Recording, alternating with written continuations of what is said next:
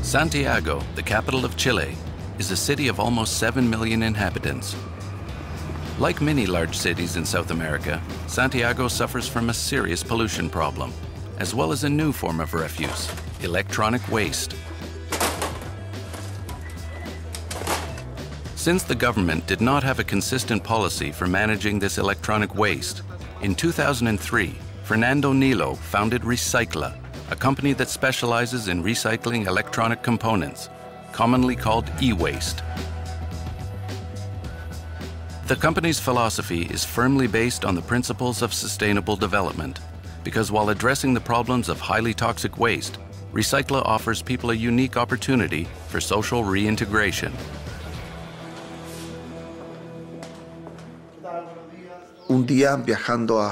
Traveling through Silicon Valley in the United States, I saw how quickly things were progressing. And I realized there would be short-term problems with all these electronic devices once their useful life came to an end.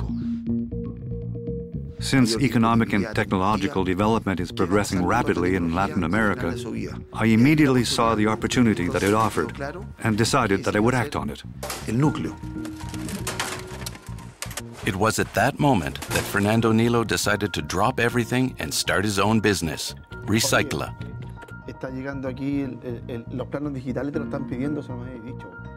To learn more on the subject, he traveled to the United States and Europe to meet with specialists. I bought some land and I approached the banks for a loan. And that's when the problem started. For a year, I tried to convince them that my project was serious, but without success. When I talked to the banks and companies and told them that I wanted to recycle, be paid to do it, and that I would offer jobs to needy people, in addition to protecting the environment, they all told me I was crazy and said it wouldn't work. But I knew that with perseverance and passion, we would see the light at the end of the tunnel. I had to prove that my project was feasible.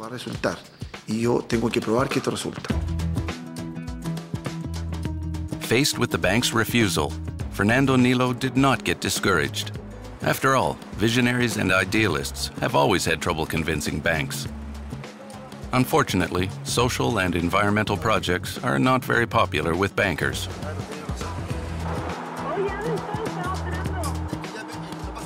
Fernando Nilo sought support to promote his project. And so he met Jimena Abogadir, a well-known Santiago pacifist and environmentalist. Jimena Abogadir founded the Casa de la Paz, an NGO that promotes the benefits of recycling. Together, they combined their efforts in publishing a book entitled Electronic Waste, the New Waste of the 21st Century.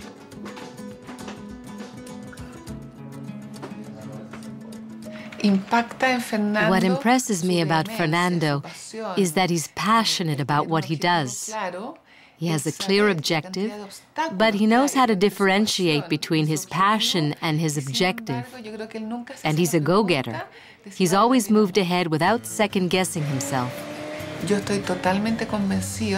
I am totally convinced of Recycla's importance in the environmental management of this country. Someone has to take care of the problem. We know that the components of these electronic devices are dangerous and very toxic. Furthermore, the problem is made worse by the fact that these devices very quickly become obsolete.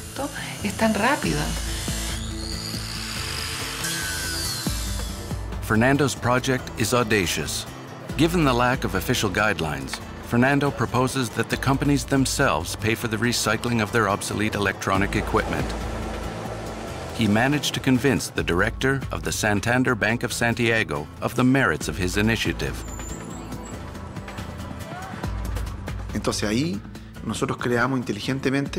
Our proposal was very clever, because that's how we convinced them, and that they became our first clients. para que esto resultara. Since then, the Santander Bank sends about 5,000 devices a year to Recycla, accounting for 95% of the electronic waste produced by the bank. Fernando Nilo started his recycling business thanks to contracts with private companies.